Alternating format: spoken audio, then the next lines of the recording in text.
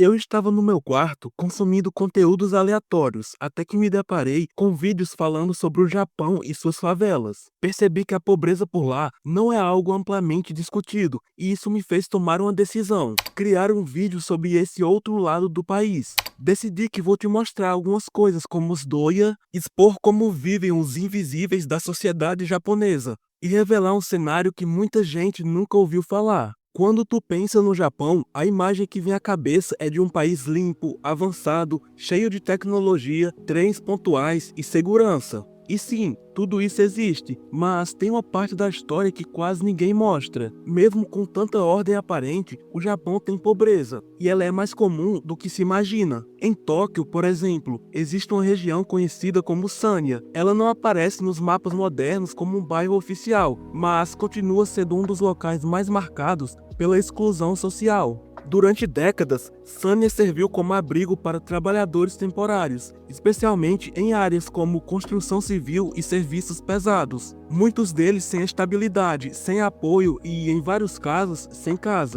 Depois da Segunda Guerra Mundial, essa realidade se intensificou. O país estava se reconstruindo e essas pessoas formaram a base da força de trabalho bruta. Só que, mesmo com o crescimento econômico, Sanya nunca acompanhou esse progresso. Hoje, ainda há pessoas morando nas ruas, prédios abandonados e sinais claros de abandono, bem no meio de uma das cidades mais ricas do mundo. E o mais curioso, a maioria dos turistas nem percebe, passam por perto, tiram fotos dos letreiros coloridos, mas não enxergam o que está por trás. É como se a pobreza tivesse sido escondida à força, apagada dos guias de viagem, dos vídeos no YouTube e das vitrines de Tóquio. Sanya não é um caso isolado, ela é um lembrete incômodo de que nenhum país, por mais desenvolvido que seja, está imune à desigualdade, e que, muitas vezes, aquilo que não aparece nas fotos é o que mais diz sobre um lugar. Se tu tá assistindo até aqui, talvez ache difícil imaginar esse lado do Japão, um país que o mundo inteiro vê como símbolo de progresso, mas que esconde cicatrizes profundas. Hoje eu quero te levar por esse caminho invisível, que a maioria dos turistas nunca enxerga, e muitos locais evitam comentar.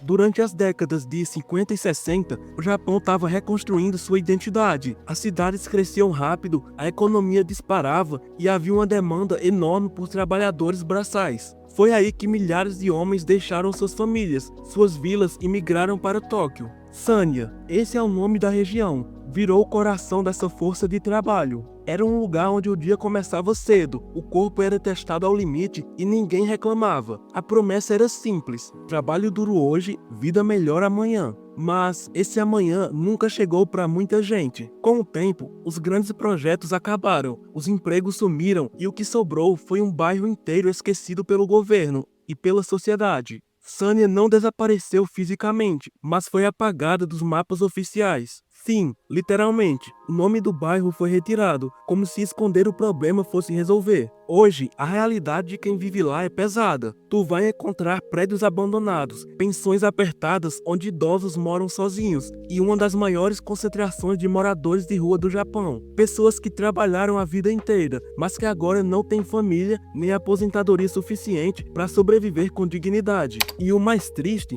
muitos preferem sofrer calados. Pedir ajuda ainda é visto como fraqueza. É a cultura do silêncio, a cultura do gaman. Inclusive, eu falei sobre a cultura do gaman no vídeo que vai estar aparecendo aí na tela, motivos para não se casar com uma japonesa. Depois que termina esse, tu clica lá e assiste.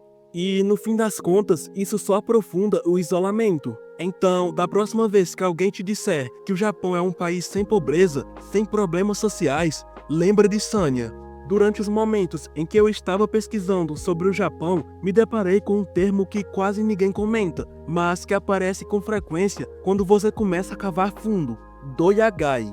Esses lugares são como zonas fantasmas, dentro de metrópoles vibrantes, pequenas bolhas de abandono cercadas por arranha-céus e letreiros digitais. Neles, o tempo parece travado, junto com a esperança de quem ficou para trás. No começo, eu achava que era só mais um bairro antigo, mas quanto mais via, mais entendia. Esses lugares são onde a cidade empurra quem não cabe na vitrine. Pessoas que passaram a vida inteira em empregos duros e invisíveis, agora vivem em quartos minúsculos alugados por moedas. Às vezes, nem isso. Dormem em centros comunitários, em escadas de emergência ou em estações de metrô.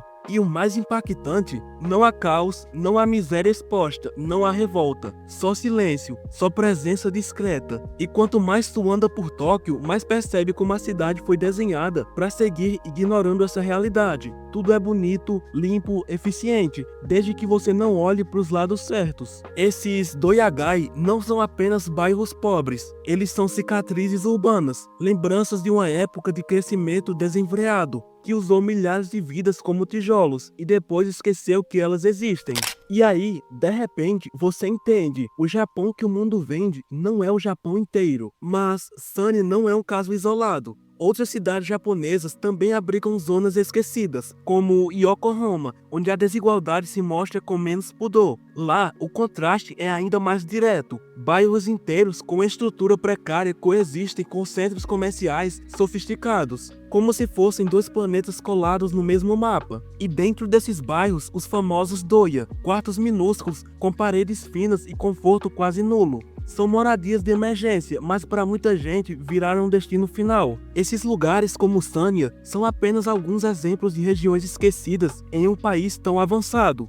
São áreas onde a desigualdade se revela de formas bem distintas, como máquinas de lavar roupas instaladas diretamente na calçada. Isso não é algo comum nas áreas turísticas ou mais desenvolvidas do Japão, mas em bairros empobrecidos é possível encontrar esse tipo de serviço de fácil acesso, quase como uma solução de emergência. E as máquinas de venda automática? Elas estão por todo o Japão, claro, mas em algumas dessas áreas onde a vida é mais difícil, é mais comum encontrar máquinas vendendo bebidas alcoólicas e cigarros, produtos que são um reflexo do estilo de vida e da demanda local. Um contraste gritante com as áreas mais polidas e turísticas, onde as máquinas geralmente oferecem opções mais limpas e familiares. E não é só isso, nessas zonas de pobreza, a fiscalização muitas vezes é quase inexistente, o que cria um terreno fácil para mercados paralelos e até mesmo para atividades que, embora ilegais, fazem parte da rotina de quem vive ali. Pachinko, por exemplo, é uma prática comum, apesar de o jogo de azar ser proibido no Japão. Nesses bairros esquecidos, a brecha na lei é usada com frequência. As fichas ganhas no jogo de Pachinko podem ser trocadas por dinheiro em lojas próximas, tornando tudo mais acessível para quem não tem muitas opções. E assim, em lugares como esses, o submundo da cidade não é algo oculto. Esses bairros também se destacam pela falta de cuidado com o espaço público.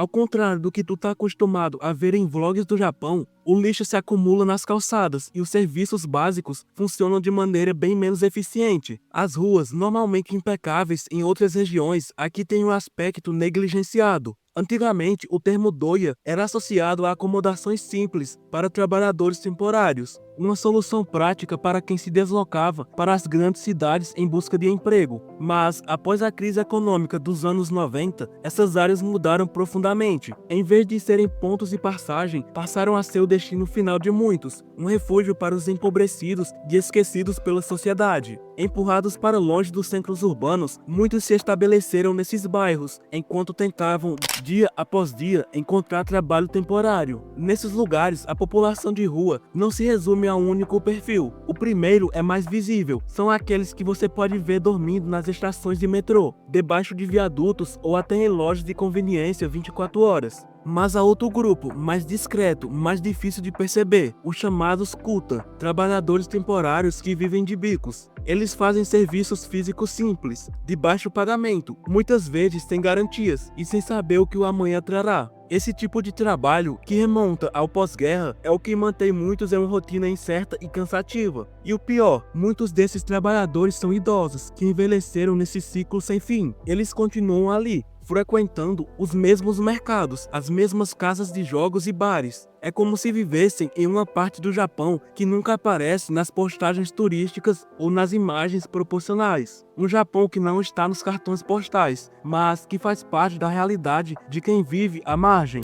O mais curioso de tudo isso é que muitas pessoas no próprio Japão nem sabem que esses lugares existem. Elas passam anos dentro do mesmo país, sem sequer dar um passo nessas regiões, sem saber o que se esconde nas sombras da cidade moderna. Agora que tu viu esse outro lado do Japão, o que tu pensa sobre essa realidade oculta?